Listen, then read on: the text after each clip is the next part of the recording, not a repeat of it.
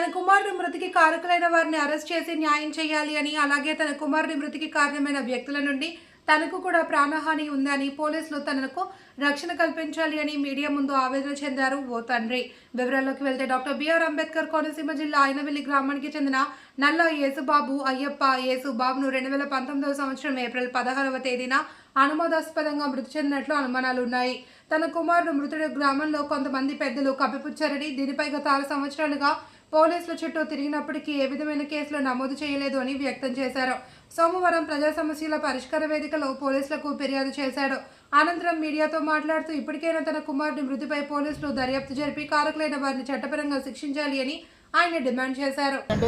అలాగే ఆ ఊళ్ళోకి వెళ్ళి వీళ్ళు పోస్ట్ మార్టం చేయించలేదు, పోలీసులు తెలియపరచలేదు. ఆ గ్రామంలో యాంపీర్ గ్రామంలో కూడా గ్రామ పెద్దలు తెలవలేదు.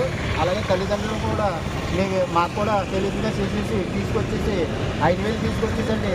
వాళ్ళు ఎక్కసారంగా కార సౌకర్యాలు అలా చేసేసారు. నేను వెళ్ళి అడుగుతుంటే కొడుతున్నారండి.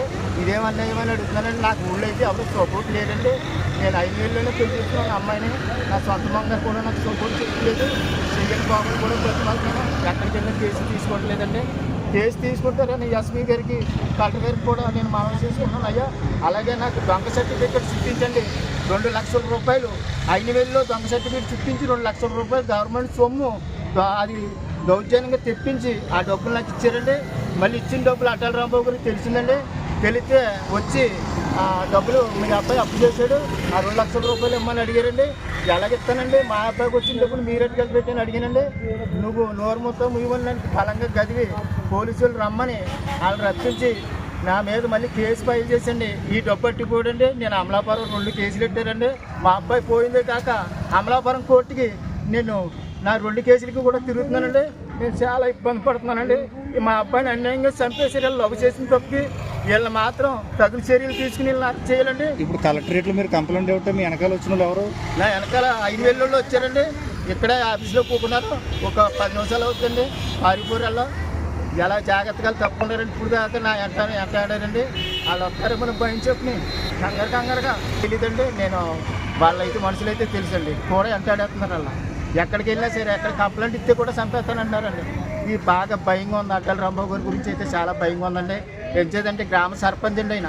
ఈతను వెళ్ళి వీళ్ళందరూ ముఠాండి వీళ్ళు వెళ్ళి తీసుకొచ్చేసారండి. పోర్టు మార్టం చేయకుండా పోలీసులు తెలియకుండా గ్రామస్తులు తెలియకుండా తీసుకొచ్చేసి వాళ్ళు ఎక్కసారంగా చేసేసండి. దీనిపై ఎన్నిసార్లు మీరు కంప్లైంట్ ఇచ్చారు? ఇంచుమించు లేదంటే ఉమ్మడిగా ఉన్నప్పుడేమో అండి కాకినాడ వెళ్ళి కలెక్టర్ ఆఫీసులో ఇచ్చానండి.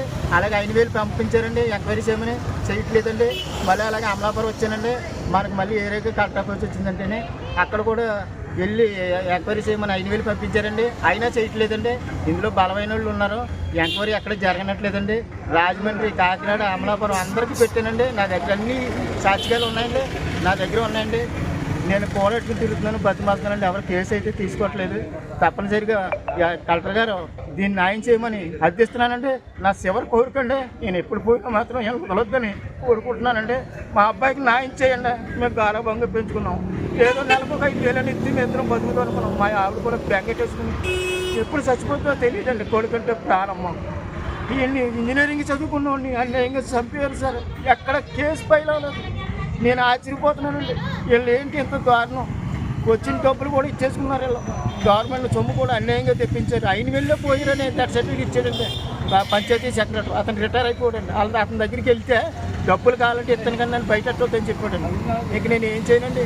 మళ్ళీ నన్ను కోడని తెలుస్తున్నాను. మీరే న్యాయం చేస్తారండి.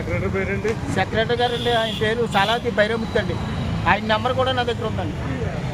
ఇలా ఎందుకు ఇచ్చారండి మా అబ్బాయి మీరు ఇచ్చిన వల్ల ఎక్కడ కేసు ఫైల్ అవ్వట్లేదు అని అడిగానండి.